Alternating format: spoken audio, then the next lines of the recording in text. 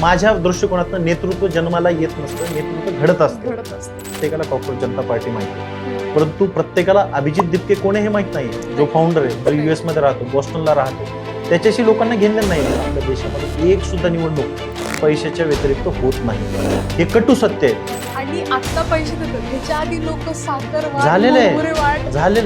म्हणजे काही वाटप केलेलं आहे लोकांनी एका मतासाठी. अजून एक मुद्दा आहे की आपल्या इथे एखादी व्यक्ती आवाज उठवायला गेली तर त्याला ओढणारे आपलेच लोक असतात. आज नीटचा पेपर फुटलाय, याची अकाउंटेबिलिटी कोणाकडे? कोण याच्यासाठी रिस्पॉन्सिबल आहे? तुम्ही खालचे प्यादे पकडताय, त्यांना अटक करताय, CBI अटक करताय, सगळे लोक खाली गोंधळ झालाय. तुम्ही मला सांगा, रेप केसेसच्या नंतर फास्ट ट्रॅक कोर्ट बनवले जातात. किती विक्टिमला न्याय भेटलाय त्याच्यामध्ये? कित्येक लोकांना न्याय भेटलाय? कित्येक लोकांना शिक्षा झाली आहे फास्ट ट्रॅक कोर्टमध्ये? होत नाही. फक्त लोकांचा रोष कमी करायचा. गृहमंत्री खातं, व्हॉट आय बिलीव्ह, गृहमंत्री खातं इंडिपेंडंट असायला पाहिजे. त्याची अकाउंटेबिलिटी त्या व्यक्तीकडे असायला पाहिजे. एका मुख्यमंत्र्याजवळ महाराष्ट्रासारख्या राज्यामध्ये प्रचंड ताण आहे, प्रचंड. इकॉनॉमिकली असो, प्रत्येक गोष्टीसाठी ताण आहे.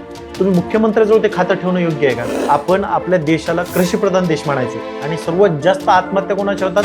तर शेतकऱ्यांच्याच होतात. सरकारला नाही वाटत शेतकरी सुधारला पाहिजे. शेतकरी सुधारला, शेतकरी शिकल, शेतकरी शिकला की शेतकरी प्रश्न विचारत. यांना त्या लूपमध्ये अडकवायचं शेतकऱ्यांना.